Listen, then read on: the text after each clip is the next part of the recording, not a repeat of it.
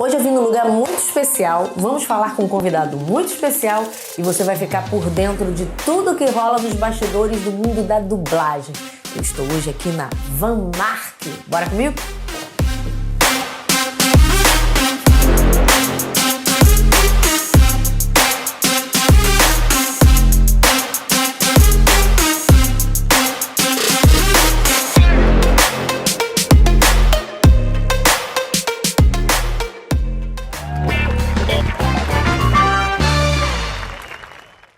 Olá, mais uma vez você que me acompanha aqui no canal Cláudia Matos e também na Agathos Play, começando mais um Fala Comigo. E um Fala Comigo muito especial, mas antes eu quero agradecer esse programa. Tem o apoio no projeto Cultura nas Redes 2. Eu quero agradecer aí o apoio da Secretaria Estadual de Cultura e Economia Criativa e aos nossos parceiros Lu Rodrigues e Aliança Brasil.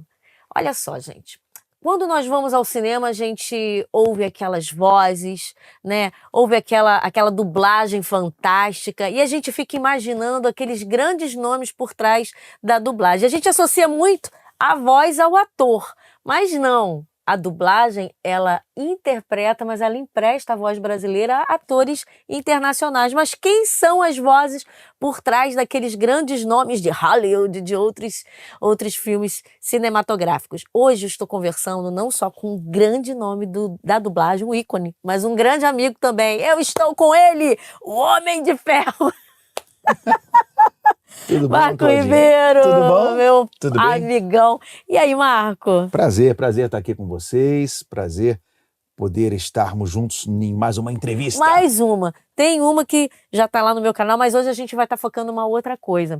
Marco Ribeiro, eu vou falar só ele, né, que faz a voz do Robert Downey Jr., porque eu vou querer que ele fale dos seus outros personagens, mas que hoje não só é um dos grandes nomes da dublagem brasileira, como também hoje ele está do outro lado, né? Ele administra algumas empresas de dublagem. Marco, quem a gente ouve aí, de repente o povo que está ouvindo ouve você como Will Smith? Eita, tem bastante coisa, são 37, 38 anos. 38 já? 38 de dublagem, né? Comecei lá na Herbert Richards em 1985, então tem esse tempo aí já, e aí vieram atores, né? Tom Hanks, né? Outro dia eu estava fazendo umas contas, eu vi na internet que eles colocam os filmes que foram feitos, são 49 filmes do Tom Hanks. Que você já fez? Que eu fiz, Uau. que eu fiz. Então eu fiz 90% dos filmes do Tom Hanks. Wilson! Wilson! Eu que não vou ficar aqui nessa ilha com uma bola de vôlei! O Tom Hanks, quero voltar a Cracóvia. Eu quero ir para minha casa. Por favor, liga o televisor. Então, esse filme, uns 90% dos filmes dele. Jim Carrey, também, né? Eu fiz 90%. O Máscara. Demais, alguém me segure! Vamos ao Cocobongo! E Aquelas expressões dele muito loucas. Um Máscara, sim senhor, eu mesmo Irene, Os Pinguins do Papai, Debi Lloyd, enfim, vários. Mas você fez também outros grandes nomes, fez Antônio Bandeiras. Né? Antônio Bandeiras, Will. Antônio Bandeiras também. Will Smith, eu fiz alguns filmes do Will Smith. Quem dublou mais no Brasil foi o Márcio Simões, né? Márcio Simões. Eu, Márcio Simões e o Manolo. O Manolo fez ele no Maluco no Pedaço, né? E o Márcio Simões fez em alguns filmes e eu fiz em outros, nos mais recentes. Agora, uma outra série que marcou muito você também, Eu, Ah, sim. Patroa e as Crianças. My Wife and Kids, que é em inglês e português, é Eu, a Patroa e as Crianças, né? Que era o Michael Kyle, gente, eu estou aqui com o Michael Kyle. Isso aí, Buia Tchaca Júnior, cabeçudo. Como é que é essa questão dos testes? Porque uma voz não tem cor, uma voz não tem raça, Sim. uma voz não tem altura, uma voz não tem tessitura vocal. Como é que é isso?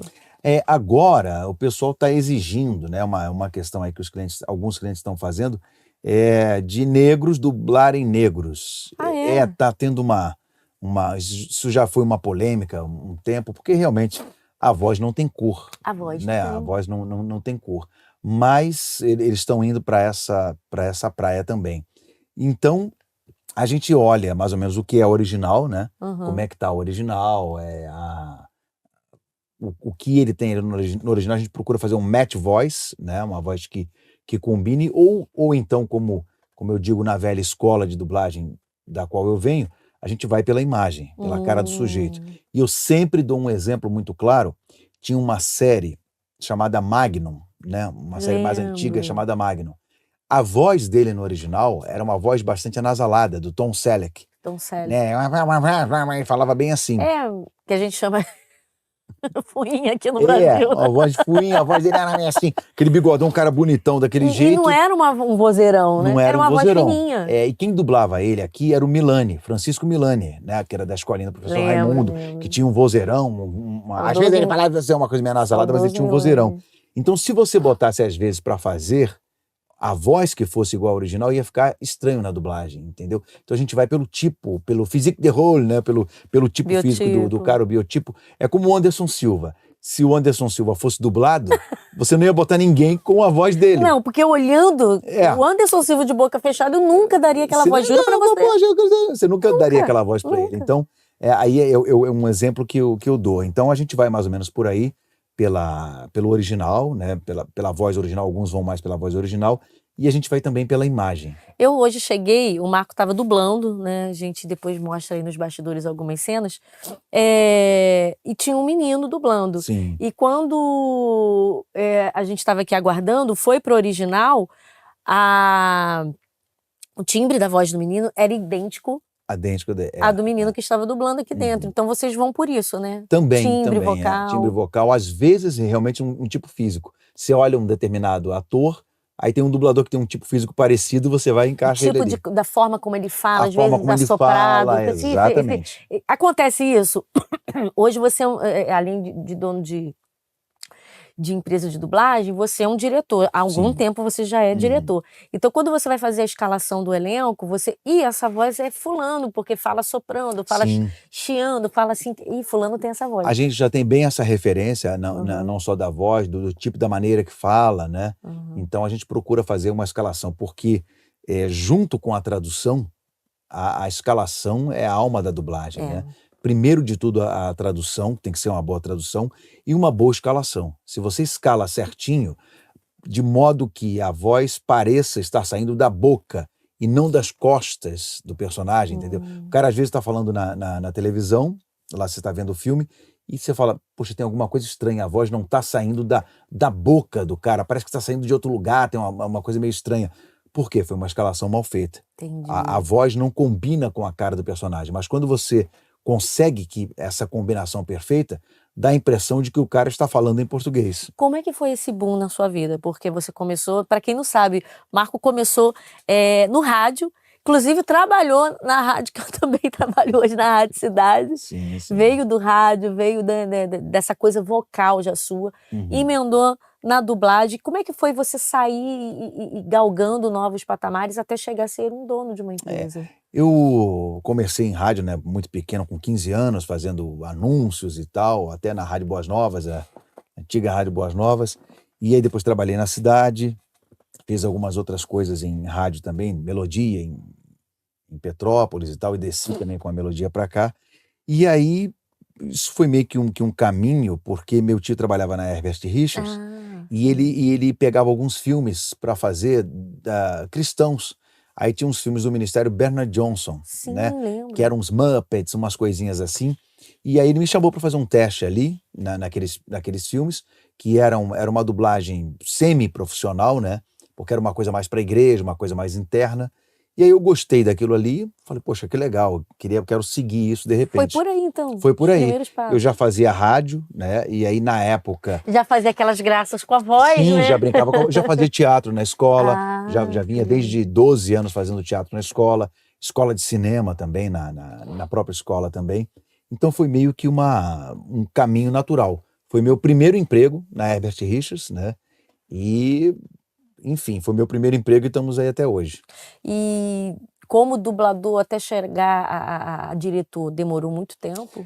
Eu comecei lá em 85, né, 86, 85, 86. Eu fui dirigir em 92. Como é que é isso? 92 eu comecei a dirigir.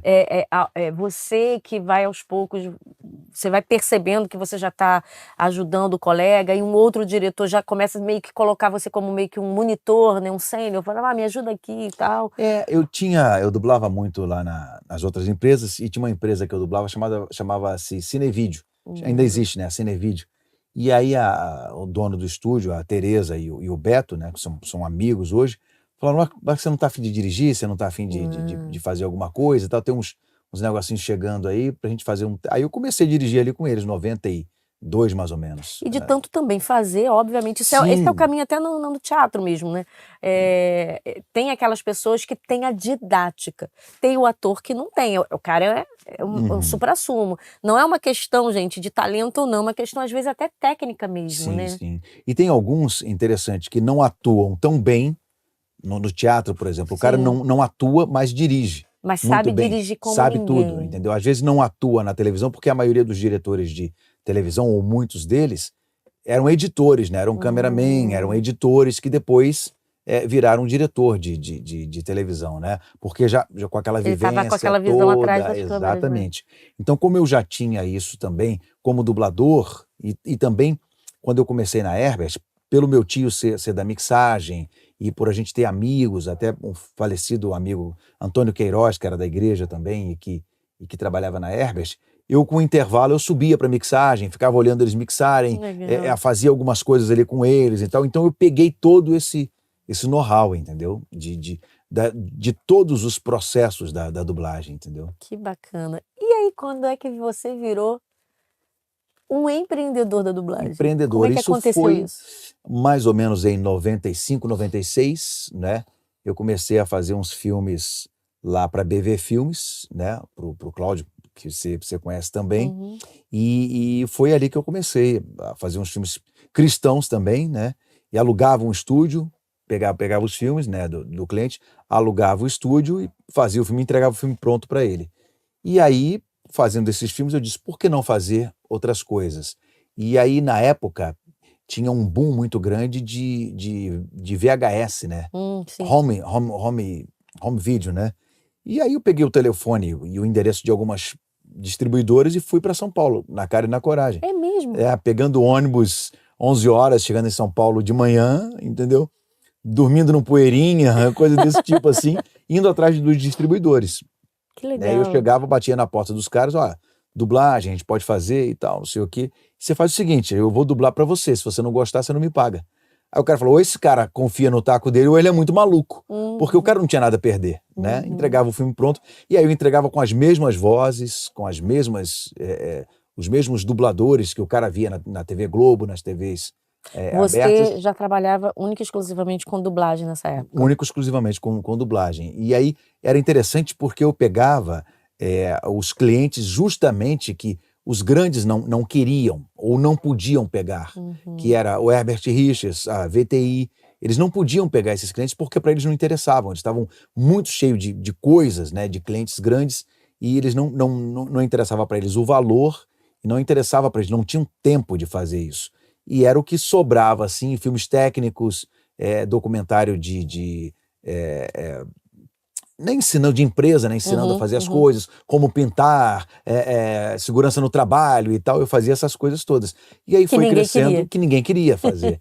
E aí a coisa foi crescendo e tal. Depois pintou o Nickelodeon, né? Que começou a trabalhar com a gente. Depois Discovery Channel. E aí foi. Porque você, acredito eu que tenha sido isso, você acabou dando uma cara, porque era muito comum. Principalmente no final da década de 90 para início dos anos 2000, havia um pouco daquela crítica, que o pessoal quando via documentário, falei, caraca, que dublagem horrorosa, nossa, que coisa meio, né, fake, sem emoção. Então, você começou a colocar uma galera pesada, de qualidade, justamente. E aí isso acabou te arremetando também outros clientes. Com certeza, com certeza. A gente trabalhava, por exemplo, em narração, fazendo narração para o Discovery ou para essas coisas, com Márcio Seixas, já naquela época, dublador consagrado, o Mauro Rosas, que era da TV, Manchete na época, entendeu? A galera toda mesmo, locutores. Com a mesma qualidade de um filme de Hollywood. Exatamente, com aquela qualidade, exatamente. E a gente trabalhava com essas pessoas assim, e aí isso foi justamente o que você falou, uma coisa foi puxando a outra, né? Você vendia um produto bom e o cara falava, poxa, esse cara é legal. E até que eu comecei a receber coisas que iam para a própria TV Globo. O cliente começou a me mandar coisas que eram exibidas na TV Globo, entendeu? Então, Assim nasceu e assim nasceu a Audio News. a Audio News. 94, mais ou menos, né? Nasceu a Audio News, versão brasileira Audio News. A gente ouve ainda. Sim, estamos aí. Hoje a gente está fazendo bastante Disney, né? Bastante Nickelodeon também, muita coisa para o YouTube, dessas coisas novas, e estamos aí nesse tempo E aí todo. veio, né, a antiga Van Maher, hoje é Van Sim. Mark. Aí passando já tem 8 anos, 7 anos mais ou menos, o Vanderlei, que era um dos sócios da Van Mark, na verdade, lá atrás, antes da Audio News, ou junto com a Audio News, eu ia entrar com o Vanderlei na Van Mark. Mas aí eu já estava começando a empresa, e aí não consegui.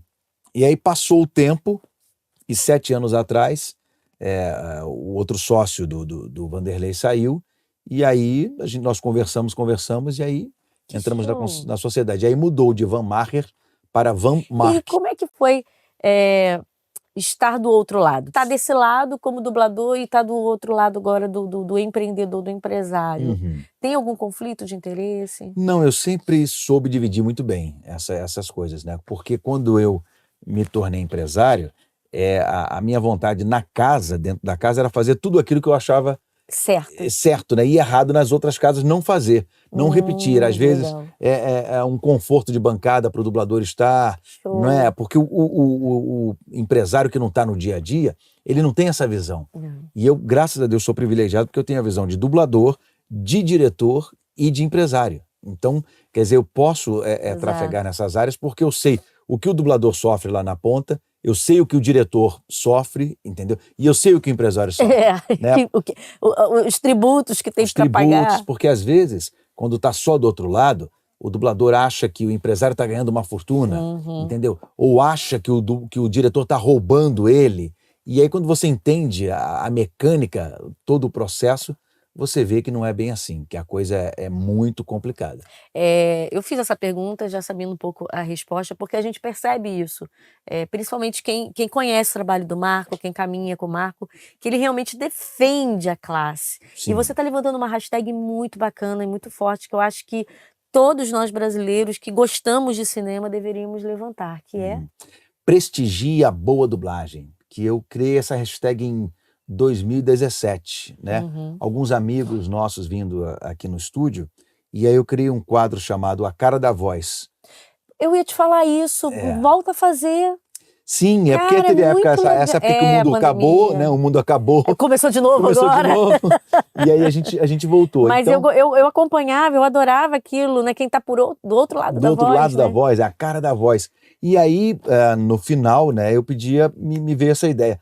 Vamos falar prestigia a dublagem. Não, prestigia a boa dublagem, né? Porque a dublagem tem por aí, mas prestigia a boa dublagem. E qual é a diferença? A gente tem muita dublagem pirata por aí, né? Infelizmente, atores que estão começando, que não são tão profissionais, e estúdios que não têm tanta tradição, mas fazem um preço lá embaixo, entendeu? E às vezes não pagam aquilo que é devido aos atores, né? Pressionam os atores e tal, e aí entregam dublagens ruins. E aí isso acaba fazendo com que uma outra pessoa ou outra que vai nos cinemas, eu prefiro ver o legendado. Exatamente. Porque outro dia eu vi num filme tal, e a dublagem era péssima. Era péssima. Não é que a dublagem era péssima, é porque você tem que prestigiar a boa dublagem. Aquela dublagem estava Mas ruim. eu sei o que você passa, porque eu vivo muito isso também no rádio, de pessoas, clientes que ligam e querem fazer um trabalho com preço lá embaixo, ou empresas que vendem vozes, pacote de vozes de locutores, a R$50. Eu já vi isso, eu ia falar justamente esse preço. Meu Deus. Uma coisa assim eu absurda. Já vi a 5. 5. Absurdo, umas coisas absurdas realmente. Então a gente tem esse tipo de empresa na dublagem, que joga o preço lá embaixo, e aí, é claro, trabalha com um elenco que aceita aquele preço que eles dão, que é errado, né? Por isso que eu digo, o mercado de dublagem, o eixo é Rio e São Paulo. Né? Rio capital, São Paulo capital, tem alguma coisa em Santos e tal, mas basicamente é o eixo Rio e São Paulo. Por que há uma diferença tão grande numa boa dublagem? Primeiro, porque existem algumas regras para ser dublador. Sim. Vamos falar sobre elas. A primeira e a mais importante, registro de ator. O cara tem que ser ator, né? Ele tem que ser ator porque a dublagem nada mais é do que uma vertente da profissão de ator. Né? Exatamente. Ele Tá faz dublando um teatro, ator, né? televisão, cinema e tal, e também dublagem. Alguns, como eu, já fiz teatro, já fiz televisão, mas me especializei, ou vamos dizer assim, fiquei mais na dublagem, Uhum. né? Porque você vai pegando fixos, você vai pegando um trabalho aqui, outro ali, e você acaba, de certo modo, se acomodando. Do que você ter que ir para fila de teatro fazer teste para uma peça tal, ou você ter que ficar bajulando aqui Não, e ali para entrar na televisão, tem aquelas gente que não coisas, né? tem mesmo essa pegada, não quer. E tem gente que não Se gosta. realiza, eu gosto disso, de dar voz a E outra ao coisa, personagem. Claudinha, eu não queria ir para televisão para ser só mais um rosto bonito na televisão. Não queria Fica ser- o rosto bonito atrás da Eu não voz, queria né? ser só mais um rosto bonito na TV. E aí eu preferi ficar na dublagem, porque você acaba se acomodando realmente. É Você vai verdade. ganhando seu dinheirinho ali, e tudo que eu tenho hoje, ou o que eu tenho hoje, depois de Deus, foi a dublagem que me deu. Que legal. Entendeu? Então, essa coisa você vai crescendo e tal, e você acaba se acomodando ali. Essa liberdade, então, que a dublagem dá, Uhum. ela é, então, primordial, principalmente se você quiser ramificar sua linha de atuação em algumas frentes, né? Sim, a dublagem ela dá essa certa liberdade para você, embora às vezes você fique um pouco preso, né, aquele papel, aquela coisa, você tem um fixo, e hoje cada vez mais a indústria está exigindo tudo para ontem, né? Uhum. Os lançamentos são simultâneos com os Estados Unidos.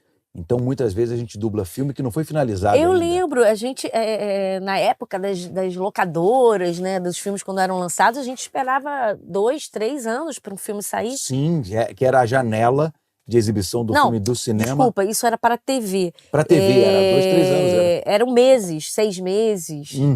Para ir para home video, né? Isso. Tinha uma janela de home video que era muito grande, e a janela de televisão era essa, 2, 3 anos, até o filme chegar na televisão. Hoje em Isso. dia é tudo muito rápido. Para você ter ideia, séries e filmes a gente recebe não finalizados ainda, com chroma key lá atrás, o cabo pendurado no ator. Caramba. Não é quase que em tempo real, né? Exatamente, a gente vai dublando, e aí depois vem a gente chama P1, P2, P3 e P4, né, que é a cópia 1, 2, 3 e 4.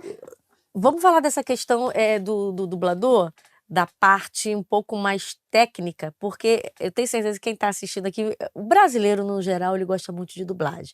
A dublagem brasileira ainda é tida como uma das melhores do mundo, Sim, né? sim, graças a Deus. E essa questão do dublador, como é que isso é feito? A gente falou lá atrás sobre essa questão de elencar, né? Essa voz lembra fulano, não, vamos botar fulano porque não sei o quê, é característica dele, é parecida.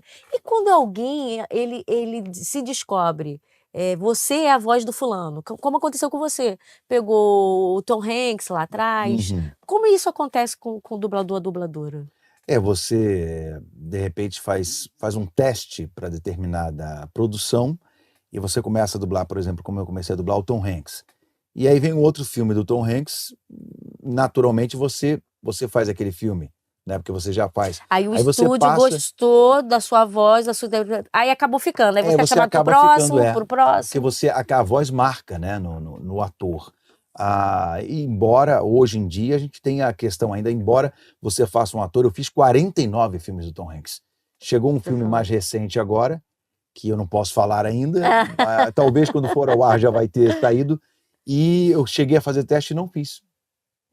Entendeu? Mas, enfim, acontece. O Robert Downey Jr. eu dublo há 28 anos, só ele eu dublo há 28 anos.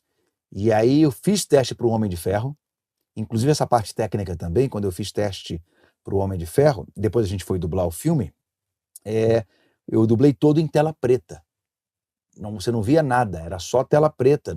Às vezes aparecia um buraquinho aqui. Eu lembro, você contou para mim daquela época. Isso acontece, gente, porque ainda mais depois do boom que o cinema ganhou, né, e por essa questão do tempo real, das mídias digitais, de vazar imagens. O Marco e a maioria dos dubladores que fizeram o filme da Marvel, e eu acho que outros filmes que ficam assim bem presos, né, sob sigilo, eles dublam sem ver a cena. Então é ruim pra gente, porque você precisa ver o que o cara tá fazendo, a forma do rosto dele para você... A expressão. A expressão, né, para você colocar a voz. A emoção. Exatamente. Então, foi ruim por conta disso. E quando não, você dubla filmes em preto e branco, cheio de números na tela, cheio de proteção, E aí, às vezes, aquilo vai pro ar depois em high definition e tal, Uau. e não sabem também como você dublou. Aí você Como já é que foi a está dificuldade. aprendendo um pouquinho desses trâmites e dessas nuances da dublagem. A gente falou sobre uma da primeira característica para ser um dublador, ter o seu registro, né, de Sim, ator ser ou de ator atriz. profissional. Aham. E, obviamente, fazer uma boa oficina, um bom curso de dublagem. Sim, sim. O próximo passo é você, porque já que é uma especialidade do ator, é você ir mais na parte técnica da coisa. O que que é a dublagem? Você entender o que que é.